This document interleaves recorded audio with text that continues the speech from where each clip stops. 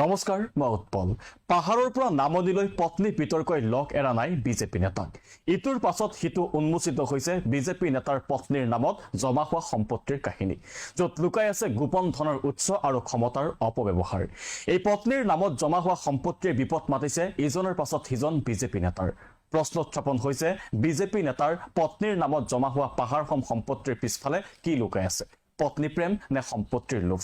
মুঘল সম্ৰাট শাহজাহানৰ পত্নী মমতাজৰ প্ৰতি থকা অপাৰ ভালপোৱাৰ কাহিনী ইতিহাসৰ পাতত অমৰ হৈ আছে মমতাজৰ স্মৃতিত শাহজাহানে নিৰ্মাণ কৰিছিল তাজমহল যেটো পৃথিৱীৰ সপ্তম আশ্চৰ্যৰ ভিতৰত এটা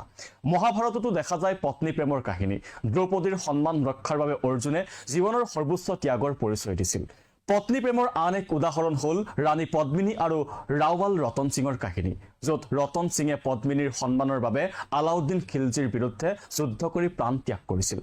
এই সকলো কাহিনীত পত্নীৰ প্ৰতি থকা অতল ভক্তি আৰু ত্যাগ নিহিত হৈ আছে কিন্তু সাম্প্ৰতিক সময়ৰ বিজেপি নেতাৰ পত্নী প্ৰেম এক ৰহস্যৰ খেলা বিজেপি নেতা মন্ত্ৰীৰ পত্নীৰ নামত জমা হৈছে পাহাৰসম সম্পত্তিৰ লোভ কিমান গভীৰ হ'ব পাৰে সেয়া বিজেপিৰ নেতা মন্ত্ৰীলৈ চালেই বুজিব পৰা যায় ৰাজহুৱা প্ৰকল্পলৈ অনা গিৰগাই মন্ত্ৰী বিধায়কে ভগাই লোৱা কাহিনীৰ পাছত হিমন্ত বিশ্ব শৰ্মা চৰকাৰৰ মন্ত্ৰী জয়ন্ত মল্ল বৰুৱাৰ ওলাইছে বিঘাই বিঘাই মাটি ক্ৰয়ৰ তথ্য মুখ্যমন্ত্ৰী হিমন্ত বিশ্ব শৰ্মাৰ পৰা সতীৰ্থ মন্ত্ৰী জয়ন্ত মল্ল বৰুৱা কাৰ্বি আংলঙৰ চিএম তুলিৰাম ৰংহাঙৰ পৰা ডিমা হাছাওৰ চিএম দেৱলাল গাৰ্লুচালৈকে সকলোৱে পত্নীৰ নামত গোটাইছে অগাধ সম্পত্তি আৰু এই পত্নী প্ৰেমৰ বাবে এতিয়া জনমানসত হেৱা প্ৰতিপন্ন হৈছে আটাইকেইজন বিজেপি নেতা মন্ত্ৰী মুখ্যমন্ত্ৰী হিমন্ত বিশ্ব শৰ্মাৰ পত্নী ৰিনিকি ভূঞা শৰ্মাই ৰাজ্যৰ চৌদিশে ক্ৰয় কৰা মাটিৰ সম্পত্তিৰ হিচাপ দি ক্ৰছ কাৰেণ্টে ইতিমধ্যে সবিস্তাৰে প্ৰকাশ কৰিছে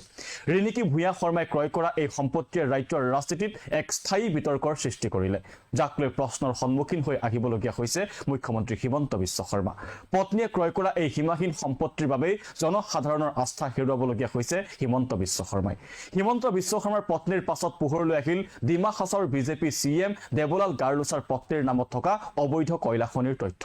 য'ত সোমাই মৃত্যুবৰণ কৰিছিল 9জনকৈ শ্ৰমিকে তাৰ পাছত পোহৰলৈ আহিল মুখ্যমন্ত্ৰীৰ আন এগৰাকী অতি ঘনিষ্ঠ কাৰ্বি আংলঙৰ চিএম তুলিৰাম ৰংহাঙৰ পত্নী ভাতৃৰ নামত থকা অগাধ সম্পত্তিৰ তথ্য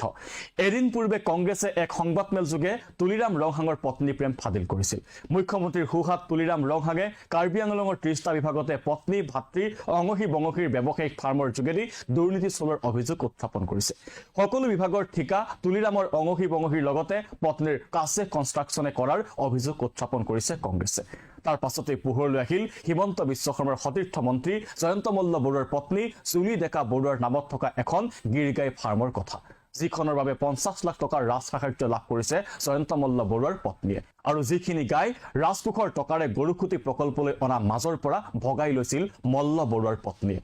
এই বিতৰ্ক শেষ নহওঁতে ওলাল তেজপুৰত জয়ন্ত মল্ল বৰুৱাৰ দম্পতীয়ে ক্ৰয় কৰা বিঘাই বিঘাই মাটিৰ তথ্য একেদিনে মল্ল বৰুৱা দম্পতীয়ে তেজপুৰৰ হলেশ্বৰ মৌজাৰ পুনিয়নিত যোৱা 24 জুলাই 2023ত ক্ৰয় কৰে 36 বিঘা অনা কৃষিভূমি যি তথ্যই ধুমুহাৰ সৃষ্টি কৰিছে অসমৰ ৰাজনীতিত গতিকে এনেদৰে ইজনৰ পাছত সিজন বিজেপি নেতা পত্নীৰ সম্পত্তিৰ নামত সোমাই পৰিছে বিতৰ্কৰ আৱৰ্তত পাহাৰৰ পৰা নামনিলৈ পত্নী বিতৰ্কই লগ এৰা নাই বিজেপি নেতাক আৰু এই বিতৰ্কৰ বাবে ৰাজনৈতিক জীৱনলৈকো শংকা নামি অহাৰ উপক্ৰম হৈছে এই সকল নেতাৰ